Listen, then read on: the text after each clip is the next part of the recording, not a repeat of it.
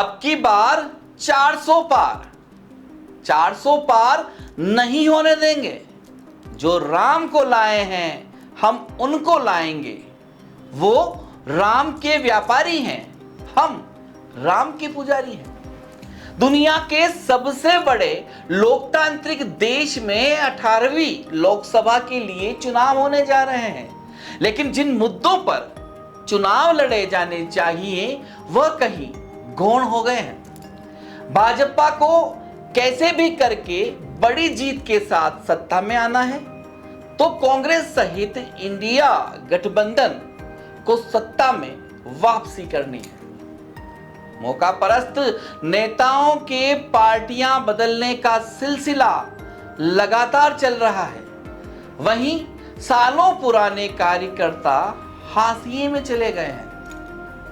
जोर जोर से नारे लगाकर जिनको चोर बोला करते थे, आज मंचों पर मजबूरी में उनकी तारीफों के कशीदे पढ़ने पड़ रहे हैं। ऐसे में अब मोदी जी द्वारा दिया गया 400 पार का नारा कार्यकर्ताओं को ही जुमला लग रहा है। शुरुआती दौर में सभी ने इसे बढ़ चढ़कर प्रसारित किया था, लेकिन जैसे जैसे हाल ही पार्टियों में आए नेताओं का वजूद बढ़ने लगा, पुरानों का जोश ही खत्म हो गया। अब यह बेचारे करें भी तो क्या करें? ऊपर से कोई भी संदेश आता है तो बिना विचार किए अपनी सोशल साइट पर पेल देते हैं। राजस्थान में जहां लगातार 2 बार 25 की 25 सीटें भारतीय जनता पार्टी के खाते में गई हैं, वो ही सीटें इस बार पार्टी की परेशानी का सबब बन गई हैं। बांसवाड़ा में कांग्रेस से आए महेंद्रजीत सिंह मालविया को भाजपा ने टिकट देने से जहां दबी जुबान में पार्टी में ही कलह चल रहा है, भारत आदिवासी पार्टी के राजकुमार रोत सीना ताने खड़े हैं। राजकुमार रोत का जलवा युवाओं के सिर चढ़कर बोल रहा है। वहीं चित्तौड़गढ़ में भले ही विधायक चंद्रभान सिंह पार्टी में आ गए हों, लेकिन सीपी जोशी से अदावत अभी कम नहीं हुई है। राजसमंद में कंवरानी शाह के कार्यकर्ताओं को फटकारने की घटना धीरे धीरे रोष में तब्दील हो रही है। भीलवाड़ा में कार्यकर्ताओं के बीच चले लाते घूंसे भी किसी से नहीं छिपे हैं। वहीं धौलपुर में तो भारतीय जनता पार्टी के ही 2 गुटों में लाठी भाटा जंग के साथ ही फायरिंग भी हो गई।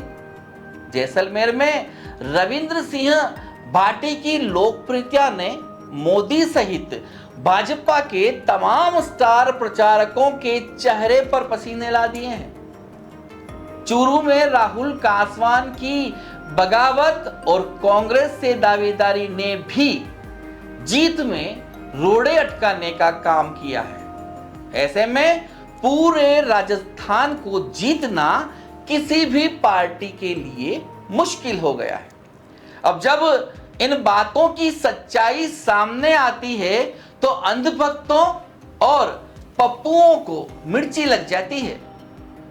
वह मीडिया के पक्षपाती या एक तरफा होने की उल्हाना देते हुए अपनी ओर से अनर्गल टिप्पणियों के साथ भड़ास निकालने का काम करते हैं। अभी हर राजनीति पार्टी के कार्यकर्ता का यही हाल है। वह सिर्फ अपनी बढ़ाई चाहता है, हकीकत ना तो सुनना चाहता है ना ही देखना चाहता है। आश्चर्य तब होता है जब उनकी मर्जी की नहीं होती है और वह जल्लाकर अपने ही बनाए गए व्हाट्सएप ग्रुप से सच्चाई का आईना दिखाने वालों को रिमूव करने लगते हैं या ओनली एडमिन के ऑप्शन को दबाकर सिर्फ अपनी विचारधारा को साझा करते हैं। अभिव्यक्ति की आजादी का सभी को अधिकार है और तर्क वितर्क तो होते रहने चाहिए। किसी की भी मर्जी का करें वह हमें नहीं आता और ना ही कभी आएगा। सही का प्रचार करना और गलत पर प्रहार करना हमारा काम है, जो हम हमेशा करते रहेंगे। हम किसी भी पार्टी के पक्षधर नहीं हैं, हम सिर्फ विकास की हिमायत करते हैं, क्योंकि ना हम भारतीय जनता पार्टी के हैं, ना कांग्रेस के हैं, ना भारत आदिवासी पार्टी या किसी राजनीतिक पार्टी के हैं। हम सिर्फ इंडिया वाले हैं। नमस्कार, दुआ सलाम, राम राम।